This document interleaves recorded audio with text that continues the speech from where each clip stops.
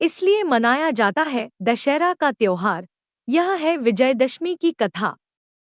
हमारे देश में दशहरा का त्योहार बड़े धूमधाम से मनाया जाता है। इस पर्व को विजयदशमी भी कहा जाता है।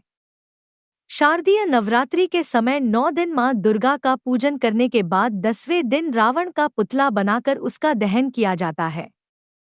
इसका कारण और कथा त्रेतायुग से जुड़े हैं। त्रेतायुग में भगवान विष्णु ने श्रीराम के रूप में अवतार लिया था। श्रीराम को मर्यादा पुरुषोत्तम कहा जाता है। ये आदर्शवाद की प्रतिमूर्ति थे। भगवान राम को अपने पिता के दिए हुए एक वचन के कारण 14 वर्ष के वनवास पर जाना पड़ा था। जब राम वन के लिए जाने लगे तो उनके छोटे भाई लक्ष्मण और पत्नी सीता भी उनके साथ गए। वन में श्रीराम को देखकर लंका के राजा रावण की बहन शूर्पणखा श्रीराम पर मोहित हो गई और उसने श्रीराम के सामने विवाह का प्रस्ताव रखा। श्रीराम ने शूर्पणखा को आदरपूर्वक बताया कि वह उनसे विवाह नहीं कर सकते क्योंकि उन्होंने अपनी पत्नी सीता को वचन दिया है कि वह उनके अतिरिक्त किसी और से विवाह नहीं करेंगे।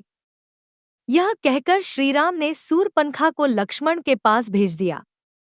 लक्ष्मण के पास जाकर शूर्पणखा विवाह करने की हठ करने लगी तो लक्ष्मण ने उन्हें मना कर दिया। इस पर शूर्पणखा नहीं मानी तो लक्ष्मण ने क्रोधित होकर उसके नाक कान काट दिए।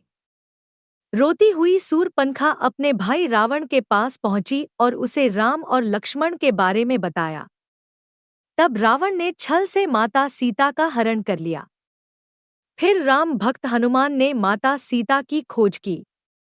बहुत समझाने के बाद भी जब रावण माता सीता को ससम्मान श्रीराम के पास भेजने के लिए तैयार नहीं हुआ तो श्रीराम ने उसका वध कर दिया और माता सीता को लंका से वापस ले आए।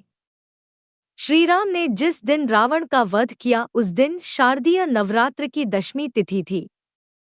इसीलिए इस त्योहार को विजयदशमी भी कहते हैं।